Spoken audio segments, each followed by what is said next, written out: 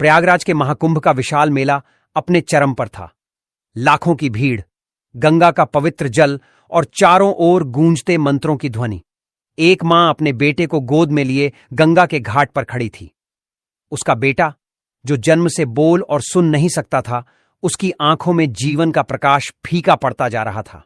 मां की दुआएं गंगा की लहरों में खो रही थीं। उसने सुना था कि महाकुंभ में दिव्य साधुओं का आशीर्वाद असंभव को संभव कर देता है। उसकी आस इस बात पर टिकी थी कि शायद कोई चमत्कारी साधु उसके बेटे को नया जीवन दे सके। दोस्तों, सबसे पहले वीडियो लाइक कीजिए और कमेंट बॉक्स में हर हर महादेव लिखिए। इसके साथ ही आपके अपने धर्म कथाएं चैनल को भी सब्सक्राइब कीजिए। भीड़ में चलते हुए वह मां एक अजीब से साधु के सामने पहुंची। वह साधु मात्र 3 फीट का था, लेकिन उसकी आंखें गहरी और भयानक थीं। उसका शरीर राख से ढका हुआ था और उसके चारों ओर एक अजीब सा सन्नाटा था। किसी ने बताया कि यह साधु 50 साल से गंगा किनारे तपस्या कर रहा है और उसने कभी किसी से बात नहीं की।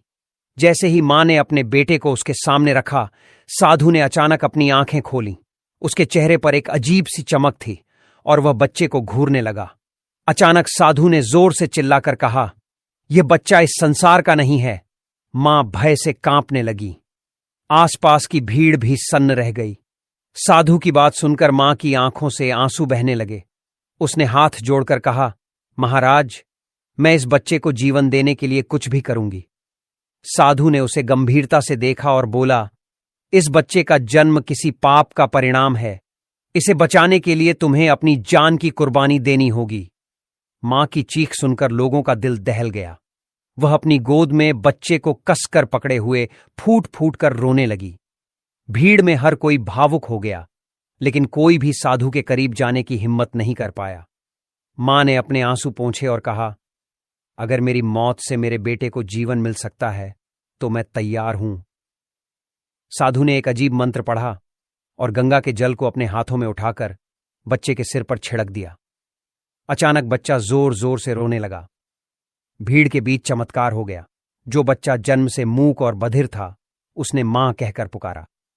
लेकिन उसी क्षण साधु की आंखों से खून बहने लगा और वह जोर से हंस पड़ा।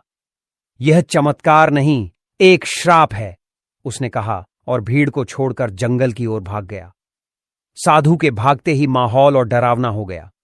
मां अपने बच्चे को गले लगाकर रो रही थीं, लेकिन साधु के शब्द सबके मन में खौफ पैदा कर रहे थे।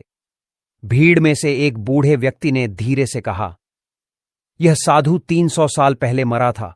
वह हर महाकुंभ में लौटता है। यह सुनकर हर कोई स्तब्ध रह गया। सवाल यह था कि वह साधु कौन था और क्यों उसने बच्चे को श्राप दिया। क्या उस श्राप का असर बच्चे के जीवन पर पड़ेगा? यह रहस्य अगले